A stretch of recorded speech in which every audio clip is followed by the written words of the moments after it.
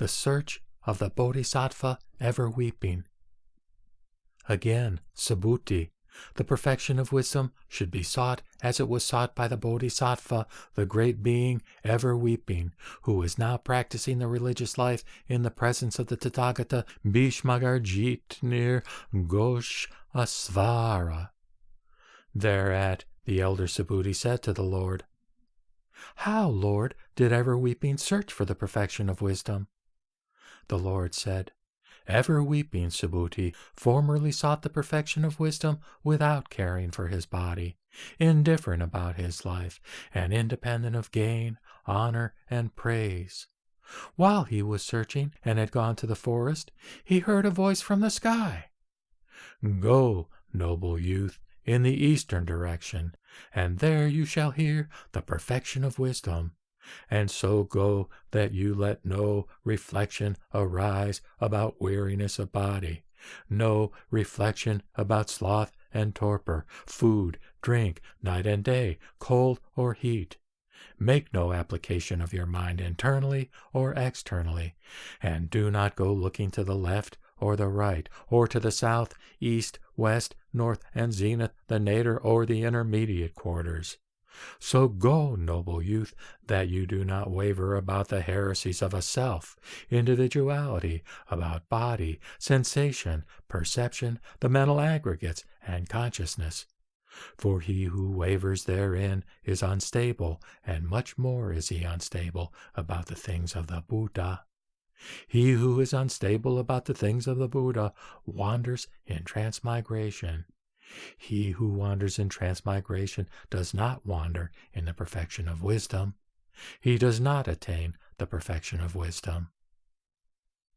Thereat ever weeping said to the voice, "Even so will I do. And why? Because I wish to bring light to all beings. I wish to bring them the things of the Buddha." So the voice said to ever weeping, "Good, good, noble youth ever weeping." Now ever weeping again listened to the voice, and thus he heard, "It is by producing the conviction, noble youth, that all things are void, signless, and undetermined, that you must search for the perfection of wisdom. And you must meditate by shunning a sign, a real being, and the view that there are beings.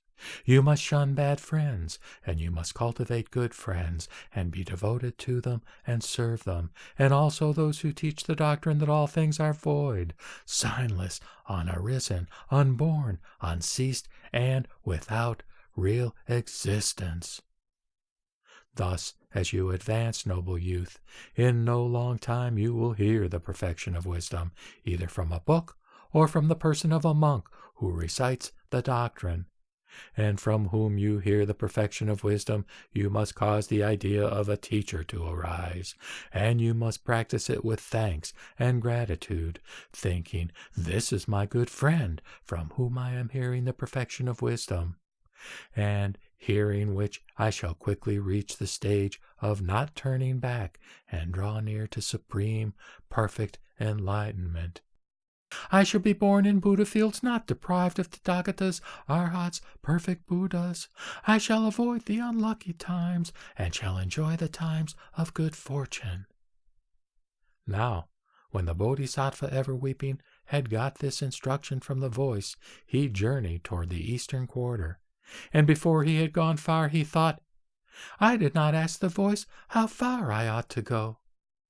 So he stood on a plot of ground, and, weeping, lamenting, grieving, and sorrowing, he thus thought, "In this spot I will stay for 1, 2, 3, 4, 5, 6, or 7 days and nights, and I will let no reflection arise about weariness of body, sloth and torpor, food, drink, day and night, cold or heat, as long as I do not hear the perfection of wisdom." Just as when a man whose only son has died is filled with great grief, through sorrow for his son, and no other reflection arises than reflection to his son, even so, in the Bodhisattva ever weeping at that time, no other reflection arose than this, "When shall I ever hear the perfection of wisdom?" So then, as ever-weeping was there thus distressed, the form of a Tathagata stood before him and gave a sign of approval. Good, good is it, noble youth, that you utter this speech, for even so has the perfection of wisdom been sought by previous Tathagatas, Arhats, perfect Buddhas, who had formerly followed the Bodhisattva career as you are now searching. Therefore, noble youth, with this heroism, this perseverance, this wish, this will, go to the eastern quarter. There, 500 leagues away, is a city named Gandavati, built of the 7 jewels, surrounded by 7 walls, 7 moats, and 7 rows of palm trees. It is 12 leagues in length and 12 in breadth, prosperous, wealthy, peaceful, with abundant food, and with a great population. In the middle of the crossroads of the city, the inhabitants prepare a seat for Dharmadgata, the Bodhisattva. There he sits down and teaches the perfection of wisdom. And there many hundreds of beings, many thousands, many hundreds of thousands of gods and men are assembled and listen. Go, noble youth, into the presence of Dharmadgata, the Bodhisattva. From him you will hear the perfection of wisdom, for he for long will be your good friend, a shower, a rouser, an exciter, a thriller for winning supreme perfect enlightenment. Now the Bodhisattva ever-weeping, on hearing this, was delighted, elated, enraptured, gladdened, filled with joy and happiness. And, standing in that place, he heard the Bodhisattva Dharmadgata teaching the perfection of wisdom. And as he listened, the idea of the independence of all things arose, and many ways of entering into samadhi or concentration came before him. Abiding in these samadhis, he saw the Buddhas in the 10 quarters, immeasurable and innumerable, preaching the perfection of wisdom to bodhisattvas. And the Tathagatas gave a sign of approval and showed him encouragement. They said, "Even so, noble youth, the perfection of wisdom was sought by us formerly, when, following the Bodhisattva course, and as we sought, just these samadhis were obtained as you have now obtained them.